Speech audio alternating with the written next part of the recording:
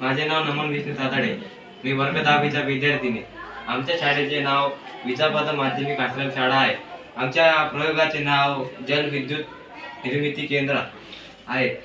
आमच्या प्रयोगामध्ये आम्ही एक बॉटल, एक पाईप आणि एक मोटार आणि आपला पवनचक्की आपण तिला म्हणू शकतो आणि एक मोटार आणि एक लाईटाचा उपयोग केलेला आहे.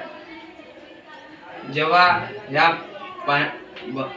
बाटलीतून पाणी या विंडमिलवर पडेल तेव्हा ही मोटार फिरेल.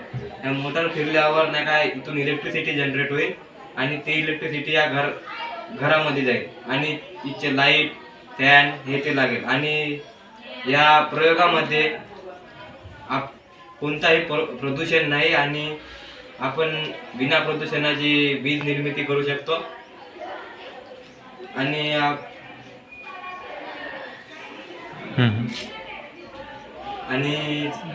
आवश्यक असेल तेवढी वीज निर्मिती करू शकतो.